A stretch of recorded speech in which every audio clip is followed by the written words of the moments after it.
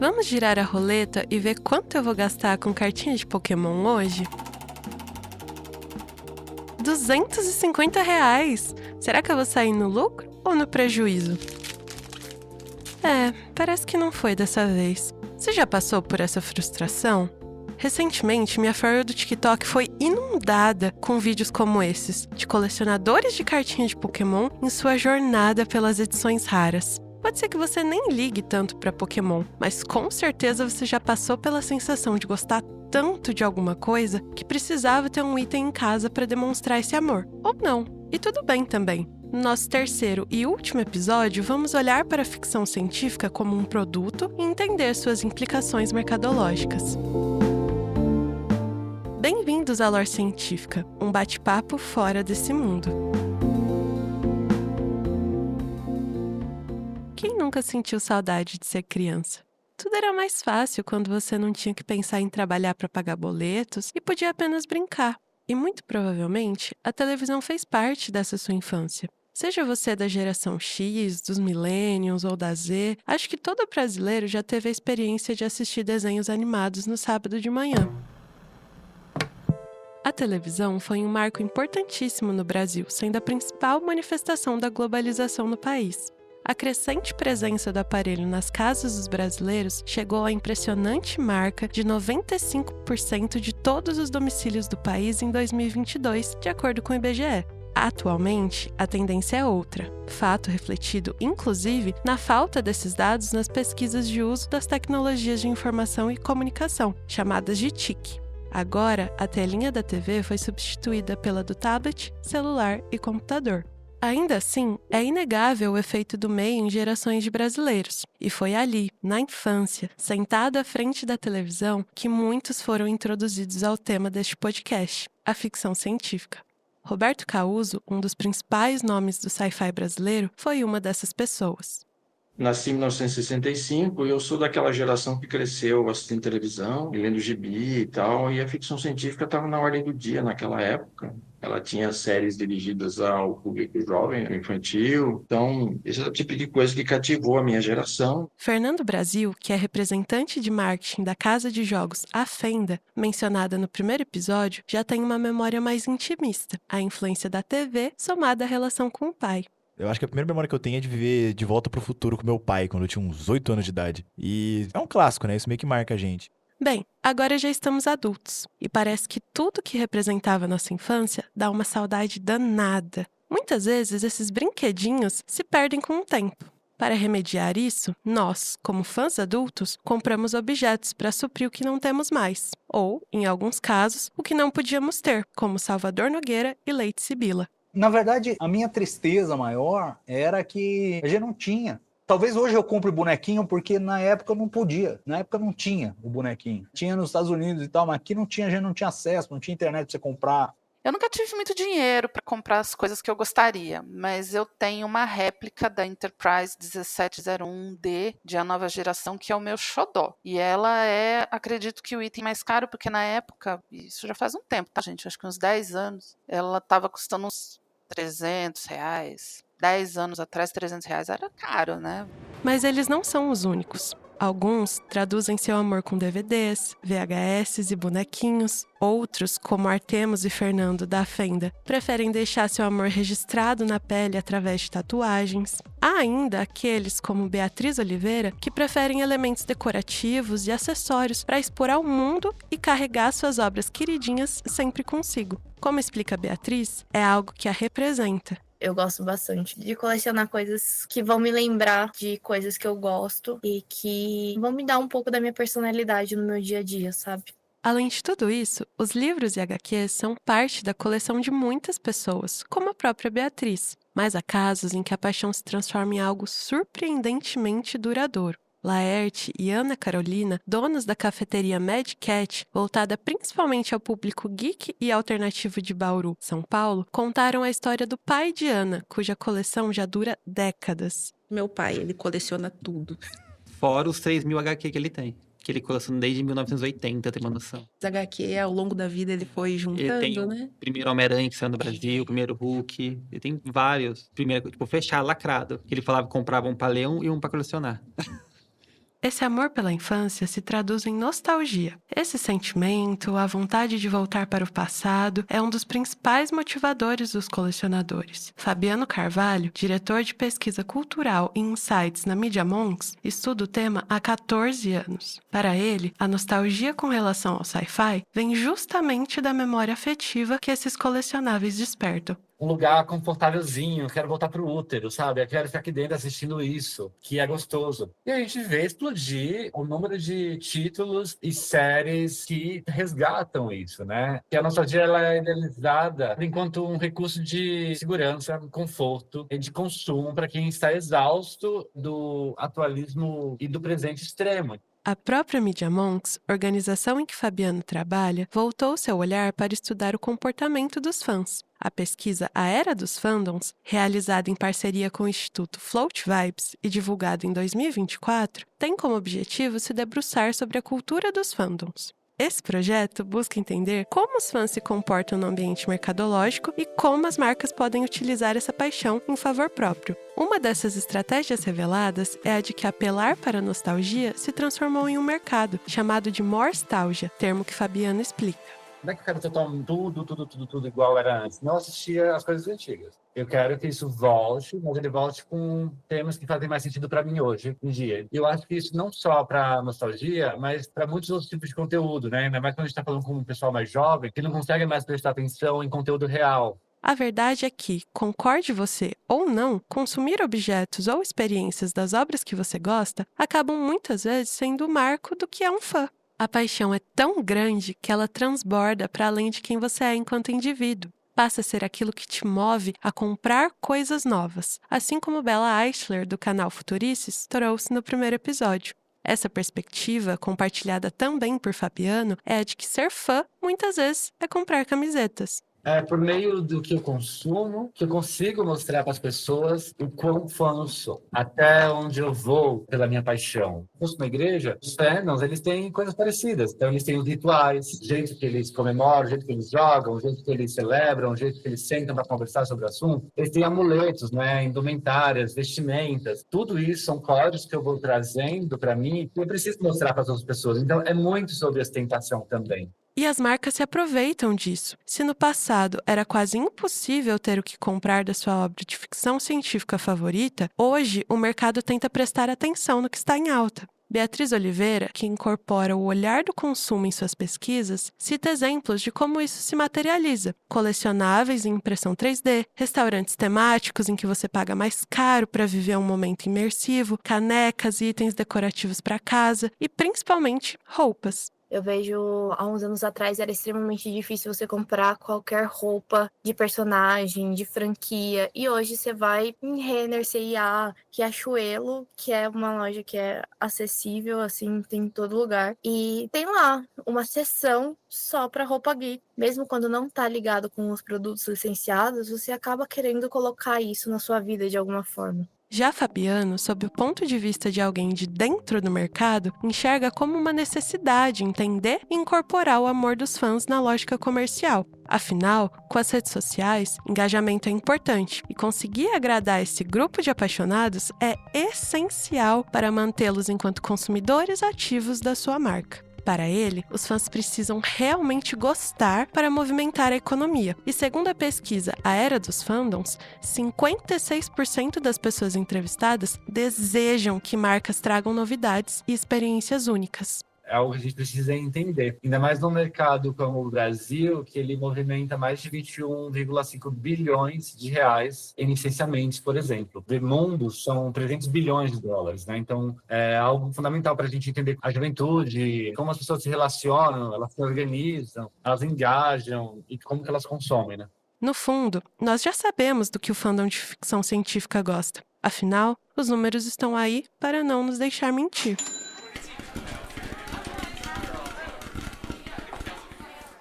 No primeiro episódio, vimos que 7 das 10 maiores bilheterias mundiais são filmes de sci-fi. Ao todo, essas produções somam um faturamento de mais de 15 bilhões de dólares, que mostra a popularidade do gênero. Entretanto, quando paramos para analisar a realidade do mercado brasileiro, a situação é um pouco diferente. o artigo Consumo e Produção de Ficção Científica em Formato Audiovisual no Brasil, o perfil de consumo do público brasileiro, publicado pela ESPM do Rio de Janeiro em 2021, reflete justamente isso. A pesquisa, realizada entre 2016 e 2017, contou com mais de 1.000 respostas dos 26 estados do Brasil, mas devido à quantidade massiva de respostas do Sul e do Sudeste, se voltou em especial a esses dados. Em sua conclusão, o estudo descobriu que mais de 78% das pessoas não haviam assistido nenhum filme de sci-fi brasileiro no último ano. Em contrapartida, a mesma pesquisa descobriu que 18% das pessoas assistiram mais de 15 filmes de ficção científica nos mesmos 12 meses. Quando voltamos nosso olhar para o mercado de livros, a situação é parecida. Os livros mais vendidos de ficção científica no mundo, até 2023, somam mais de 220 milhões de cópias. Enquanto isso, o mercado brasileiro se acotovela entre os milhares de subgêneros para conseguir um espaço nas prateleiras. Cristiano Aguiar, enquanto escritor, sofre com o mercado nacional do gênero. Mas existe ainda um tabu, atualmente, sobre a ficção científica na literatura brasileira. As editoras têm receio de colocar a etiqueta ficção científica. Por quê? Porque tem medo de que isso afete esse leitor mais literário, esse leitor. E, por outro lado, a impressão que eu tenho é que o leitor brasileiro que curte muito ficção científica, ao contrário do leitor do horror e da fantasia, ele parece ter despertado menos ainda para a produção nacional. E Cristiano tem razão. Com exceção das grandes franquias, ainda existe certo preconceito com obras de sci-fi. Luan Maia é mais um escritor que sente isso na pele. Quando a gente vê o preconceito que existe na ficção científica, é porque as pessoas têm essa concepção de que ficção de gênero é até um termo que existe dentro da literatura, dentro do mercado literário, e é um termo pejorativo, é inferior a ficções feitas para prêmio Nobel, ou ficções contemporâneas, ou realismo. E eu acho que isso é algo que, tudo bem, nasceu no mercado, tem o seu ponto razoável de ser criticado, né? Porque o mercado ali não está ali para se fazer arte, né? Ele está ali para criar coisas virais, né? Para conseguir encher o bolso. Mas quando você, como escritor ou como leitor, explora e lê e explora esses meandros, você percebe que isso é muito mais tênue. Nessa tentativa de vender mais, muitos autores mascaram e colocam suas obras em categorias diferentes para fugir do estereótipo e do nome de ficção científica. No mercado editorial brasileiro, se você quiser cometer suicídio da sua carreira, você vai dizer que faz ficção científica. Ou que fez ou escreveu ficção científica, né? Tem um autor que eu entrevistei há uns anos atrás, que ele publicou um romance distópico ligado a um debate sobre inteligência artificial. E eu fui entrevistar ele, e eu falei, teu romance de ficção científica. E ele quase teve um ataque, assim, falou, não, eu não faço ficção científica. Quase, sei lá, não sei, parecia que eu tava dizendo que ele era, sei lá, filho do Bolsonaro, um negócio ofensivo, assim. Inevitavelmente, criam-se bolhas de consumo. Pessoas que gritam que são fãs apenas de fantasia, enquanto outras batem o pé que é ficção especulativa, quando muitas vezes é apenas sci-fi. E quem se aproveita disso é o mercado. Eu sei que existe, eu sei que ela é importante, só que como escritor eu tenho que ignorar. Se eu for escrever para caixinhas, eu vou me limitar criativamente, entende? Essa segmentação existe pelo aquilo que a gente falou, Juliana, sobre essa questão da gente gostar de estar dentro de uma comunidade, de fazer parte, de pertencer a um grupo. E as livrarias, percebendo isso, adoram criar novos nominhos para criar novos grupos, porque gente que se identifica com outros acabam realmente proliferando mais. De qualquer forma, a conclusão a que se chega é que algo não está certo. Como pode existir o receio de classificar obras como ficção científica enquanto vemos as produções do gênero batendo recordes de vendas? Os números não batem. Para Heitor Teixeira, nosso eterno apaixonado por Star Trek, a questão é mais uma síndrome de vira-lata. Mesmo com os filmes da Marvel fazendo tanto sucesso, sentiu que era necessário criar um blog em 2012 para tentar valorizar os super-heróis que surgiram nas histórias nacionais. E ainda assim, não obteve o reconhecimento que buscava para as obras. No geral, a gente vê que assim, por que não dá tão certo você fazer algo parecido com um 007, um James Bond no Brasil? Porque quando você fala que o cara é inglês e trabalha para a coroa e tem tecnologia envolvido, trabalha para uma organização de espionagem, aquele negócio todo, a galera compra, porque essas coisas são vistas de lá como os caras mandam bem nessas áreas, ainda que os filmes sejam essa história de uma forma glamourizada e super forçada de barra. Aqui, a galera vai ver talvez um Tropa de Elite e falar, ok, eu consigo me divertir com isso, consigo ver qualidade nisso e eu consigo acreditar que faz parte da nossa realidade. Mas se você começar a puxar para um lado um pouquinho mais mentiroso, no sentido do entretenimento mesmo, aquela mentira do exagero, que é um exagero que faz parte do entretenimento. O brasileiro não está acostumado com isso. Tem um grupo, porém, que não está muito preocupado com rótulos ou com a origem dos produtos. Tudo o que interessa é o entretenimento. As crianças. O que é necessário para deixar esses pequeninos vidrados? Achocolatado, dependendo do momento, um cobertor, o sol mal aparecendo no céu. É sábado de manhã. Vão ser horas e horas de desenhos animados para assistir.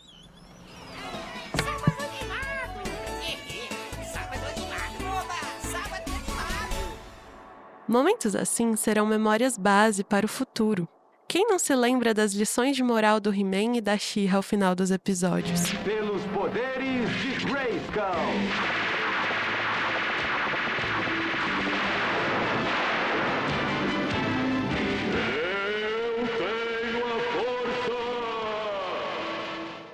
Personagens como esses ajudaram a formar a identidade de muitas pessoas, com ideias de honra, coragem e lealdade para os amigos. Você com certeza já viu alguma miniatura de Star Wars. Os bonecos foram uma febre tão grande que no Natal de 1977, as crianças ganharam apenas caixas vazias. A ideia da empresa responsável foi realizar uma espécie de pré-venda, em que as caixas eram apenas uma representação física dos bonecos que ainda viriam. A verdade é que a empresa precisou de mais tempo para a fabricação, tamanha a demanda. O quadrinista Brian Box Brown, autor de obras como André o Gigante e o Czar Acidental, explica essas histórias na premiada HQ jornalística Efeito He-Man, como a indústria dos brinquedos moldou a sua infância pelo consumo. Nessa HQ, o autor explica as características mercadológicas e abusivas da indústria de brinquedos ao longo do século XX. Um exemplo disso é o personagem Optimus Prime de Transformers morrer simplesmente porque queriam renovar a linha de brinquedos. Chamando todos os Autobots.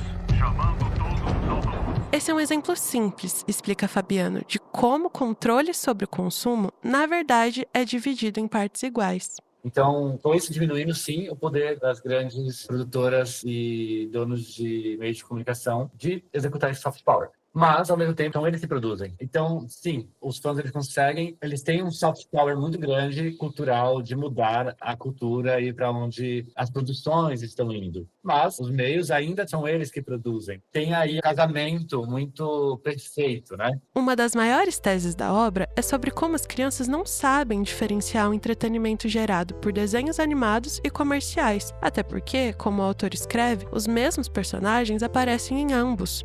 Esses personagens e marcas são tidos como produtos imortais e compartilhados por gerações.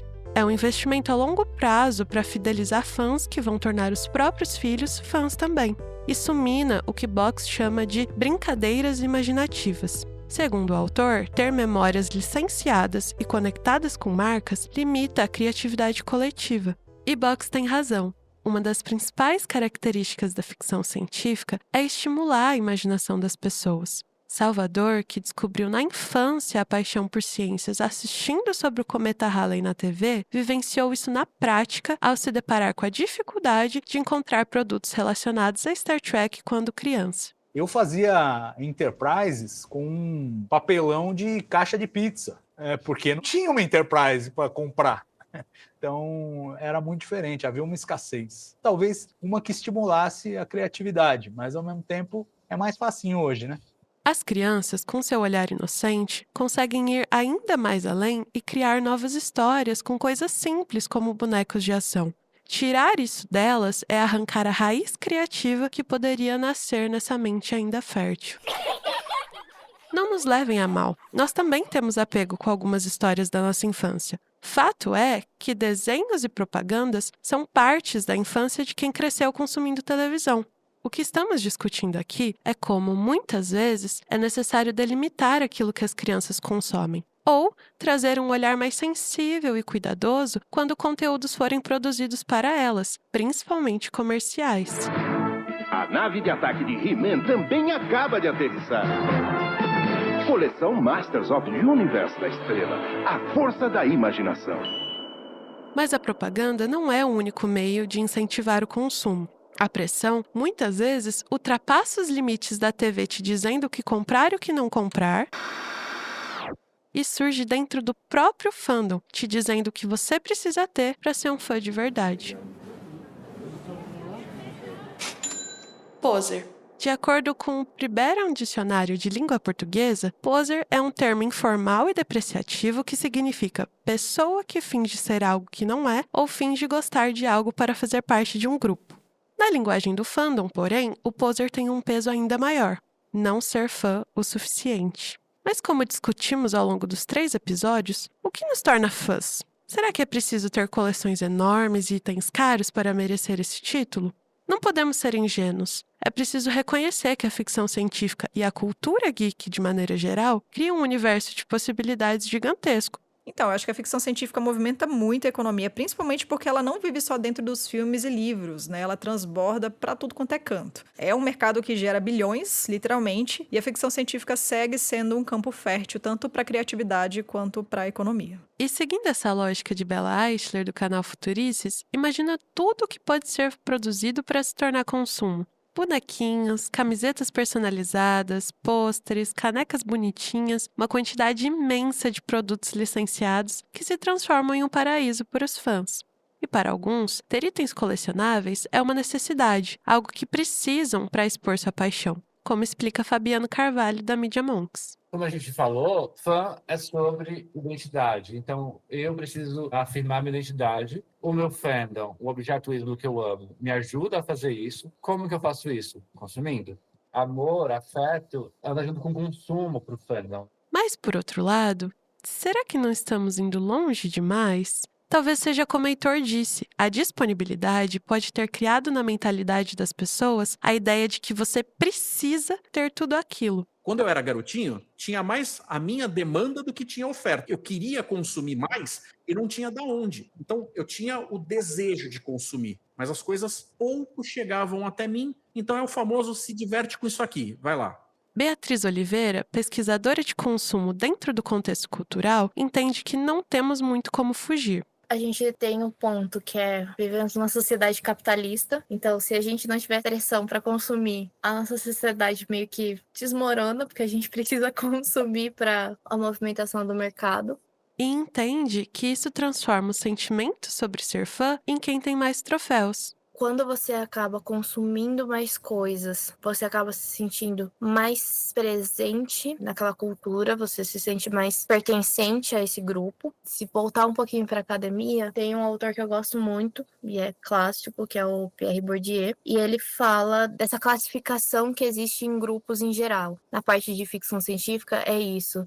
Um troféu, eu além de assistir os filmes, eu assisti os conteúdos adicionais. Aí depois você sobe um pouquinho mais de nível, porque além disso, você comprou uma coisinha. Então, você vai criando meio que uma hierarquia dentro dos grupos. Mas para alguns dos nossos entrevistados, como Luan Maia, escritor de sci-fi, não existe essa pressão. São escolhas que fazemos conscientemente em nome da paixão de fã. Eu acho que uma estratégia de mercado que funciona com produto ruim não funciona. Falo isso como economista. Se você tem uma estratégia de mercado, mas seu produto é ruim, você pode encher de dinheiro e você pode até conseguir público. Mas a longo prazo é fadado ao fracasso. O leitor, em geral, seja de qual for, ele não é burro. Ele consegue interpretar as coisas, ele consegue dizer o que funciona e o que não funciona. Você, caro ouvinte, é convidado a refletir a respeito. Existe pressão para consumir e ser considerado parte do fandom? Para nós da lore científica, o importante, no fim, é fazer e ser o tipo de fã com o qual se identifica. Não ceda à pressão, seja do fandom ou das marcas. E se você for do tipo mais consumista, bom, siga o conselho de Salvador, nosso jornalista científico do Trek Brasilis. Porque se você se considera um colecionador, você vai ter que confrontar com o fato de que você não vai poder ter tudo, não vai dar, não vai caber na sua casa. Se couber na sua casa, não vai caber no seu bolso. Então, esquece. Seja seletivo, seja criterioso, é o caminho. Mas a pressão não é apenas para consumo físico. Dentro do fandom, a sensação de autossatisfação e aquele famoso tapinha nas próprias costas de você é realmente fã pode vir das experiências que você consegue vivenciar dentro do universo que você ama. Ou seja, os eventos. No primeiro episódio, discutimos como os eventos podem auxiliar na construção do senso de comunidade e pertencimento, e as implicações caso isso não aconteça. Mas você já parou para refletir sobre a perspectiva econômica desses eventos? Imagine só, dezenas de milhares de pessoas andando para cima e para baixo, tentando percorrer todo o salão. Estandes grandes, coloridos e iluminados, bonecos enormes e realistas espalhados por todo lugar, homens, mulheres e crianças fantasiados com seus sabres de luz, ou suas armaduras de super-heróis, ou qualquer outro personagem mirabolante que seja possível de recriar. Isso é a Comic Con, mais especificamente a de Nova York, onde parece que todas as sensações de se estar em um evento são potencializadas. Isadora Zeferino já presenciou muitas dessas grandes convenções. Devido a seu trabalho como ilustradora, já foi convidada mais que VIP na Comic Con no Brasil e até de algumas nos Estados Unidos, como a de Nova York. Então, o que eu sinto muito claramente é essa diferença de nos Estados Unidos isso ser uma parte muito grande da cultura deles. E aqui todo mundo que ouviu falar e gosta, já gosta pra caramba. No Brasil, os eventos ainda não foram inseridos totalmente como parte da nossa cultura, o que faz com que sejamos um pouco mais contidos. Ainda assim, quando a oportunidade aparece, a gente não faz feio não.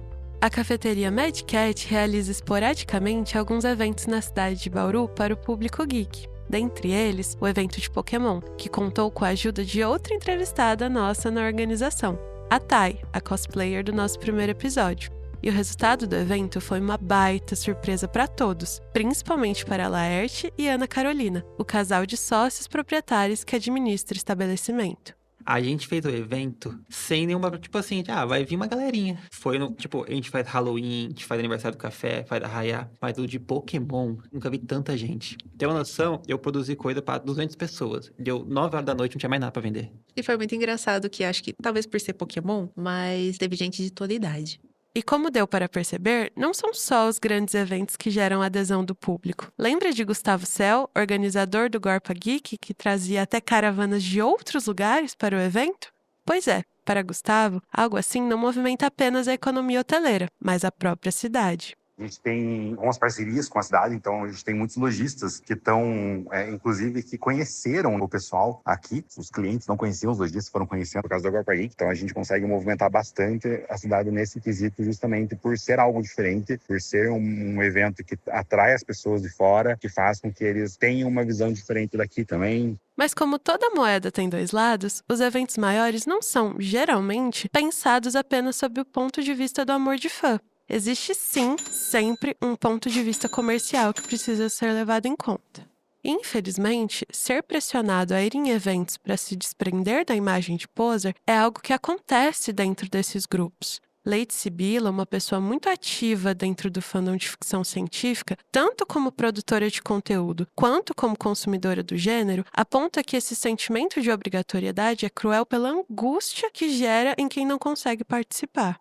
Porque isso para mim é uma forma de exclusão. Ah, se você não vai na CCXP, se você não vai não sei aonde, na Comic Con. Porra, eu adoraria assistir uma Comic Con, tá lá presente, ver os painéis, mas eu não tenho dinheiro. E a maioria não tem dinheiro para assistir esses eventos. Os artistas estão aí juntando dinheiro, contando moedinha para participar de uma Comic Con, para participar de uma CCXP, para ver se tem alguma visibilidade, e eles estão lucrando em cima desse dinheirinho, né? Essa mentalidade de consumo extrema e limitante do que é necessário para ser fã traz consequências negativas para o próprio fandom. A questão, como bem coloca Bella Eichler, é o que você coloca como mais importante dentro dessa comunidade. E quando o consumo vira o centro da experiência, tipo, você só pertence se você comprar tal coisa e tiver naquele evento X, a gente corre o risco de esvaziar esse lado mais profundo das obras. Exatamente, Bella. Porque é preciso lembrar que, no fim, o que mantém, ou deveria manter, esse bando de loucos apaixonados juntos são as obras e os sentimentos que elas despertam em nós. A verdade é que, ao invés de criarmos disputas, rankings ou categorias, nós deveríamos estar unidos em prol dessa comunidade tão pequena e que já foi e ainda é muito julgada, criticada e mal vista. Não nos esqueçamos das palavras de Beatriz Oliveira.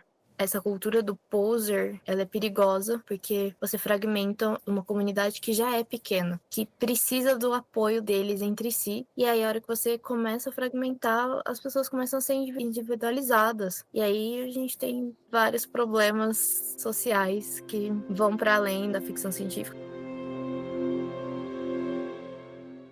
Na lógica capitalista atual, o consumo é sinônimo de lucro. Quanto mais se consome, mais dinheiro as empresas ganham e, muitas vezes, mais dopamina barata encontra as sinapses dos nossos cérebros. Se você olha para isso só de relance, parece que todo mundo sai ganhando. Mas como escutamos nesse episódio, não é bem assim, não é? Essa ideia de que o lucro e o consumo devem estar acima de qualquer outra motivação vai contra vários dos princípios da ficção científica que vimos nos outros episódios. Para cada obra e para cada fã dessa obra, a ficção científica inerentemente deve incentivar o pensamento crítico e criativo. Atualmente, está mais fácil do que nunca consumir aquilo que gostamos, seja a obra em si ou objetos relacionados a ela. Mas, repetimos nossa pergunta lá do primeiro episódio. Há quanto tempo você não pensa em um universo diferente para si e o resto do mundo? Os pesquisadores e cientistas que se inspiram pela ficção científica estão aqui para legitimar a necessidade de obras que nos permitam imaginar. Algo que nos permita ver o futuro em salas de cinema ou viajar no espaço em algumas páginas de livros. Ou ainda, nos permita transformar a imaginação em ciência e a ciência em inovação. Gene Roddenberry, idealizador, produtor e roteirista de Star Trek, discursou várias vezes sobre a filosofia de seu programa de TV. Seu pensamento e o impacto que as aventuras de Kirk, Spock e outros milhares de personagens tiveram sobre as massas são até hoje estudados. Para finalizarmos nossa jornada nas estrelas, deixo aqui uma fala desse gênio. Como poderia uma ópera espacial com luzes piscantes e armas elétricas e um homenzinho de orelhas pontudas sair da tela e tocar os corações e mentes de milhões de pessoas e se tornar quase uma seita em alguns casos? Para conseguir um programa no horário nobre da televisão e mantê-lo no ar, você precisa atrair e reter no mínimo 18 milhões de pessoas toda semana. Tentamos fazer isso com entretenimento, ação, aventura, conflito e tudo mais. Mas quando conseguimos ficar no ar, nos limites das aventuras e da ação, nós não aceitamos o mito de que a audiência de televisão tem uma mente infantil. O que Star Trek prova, mesmo em seus episódios imperfeitos, é que o muito difamado homem comum e a mulher comum sentem uma enorme fome por irmandade. Eles estão prontos para o 23º século agora e estão anos-luz à frente de seus governos mesquinhos e seus líderes sem visão.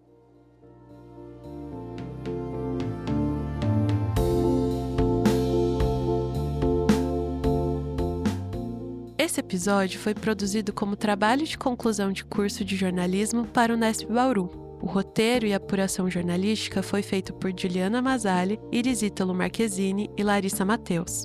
A locução é de Juliana Mazzali. A música tema foi produzida por Luca Mateus. A sonorização foi feita por Elton Patrizzi. Outros efeitos sonoros utilizados estão nos créditos da descrição do episódio. Nossa equipe agradece a todos os entrevistados, listados também na descrição do episódio. Vida longa e próspera!